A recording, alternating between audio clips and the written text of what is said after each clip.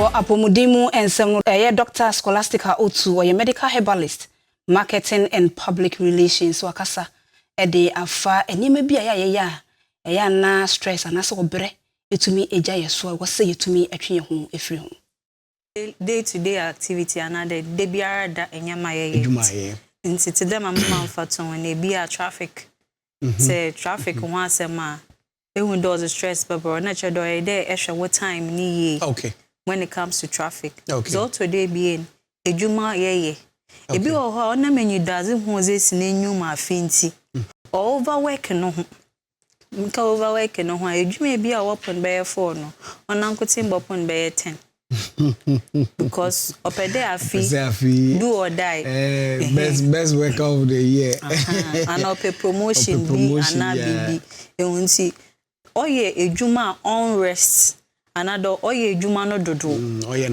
oye nombrodo obrekra on pedo ojina ho the menyama no so botum the stress abrain and often yanka say na ebusuan asetena okay obotum ebi a ebusuanyi bi oyer obotum the stress abro adwendwen sikasem often mo farmer fees na the menyama ni na botum the stress as our brain if the nyimpa de senyet na ho a say yeze adwendwen another for plants naturally say nyo obi tan ho a oba na odo na akomom nsem no you plan together and you doesn't who be wo ho a nke bia na ehwe kwane da bia obesi na so one entity mu ba na dem papa mu ba I did them future na another madwin ezesi wenyo do no ni na wa say you are now starting all over again.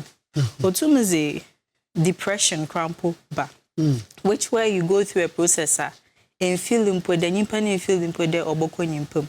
Ni nyina ye enyama oye related to mental health another adwenu mu apomuzina another adwenu mu obana adwenu mu how and adwenu mu apom. Me prefer adwenu mu apomuzin. Okay. Because it's mental health. Okay.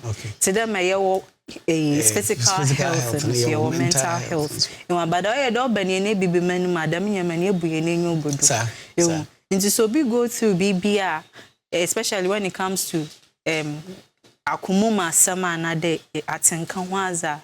Or dey you be able to agineza eba kanwa akumado asam atre. By sharing your story another nyimpan bobo nkomo no. O madam anxiety, dem stress, dem pain na na dey ya on net no oboko fom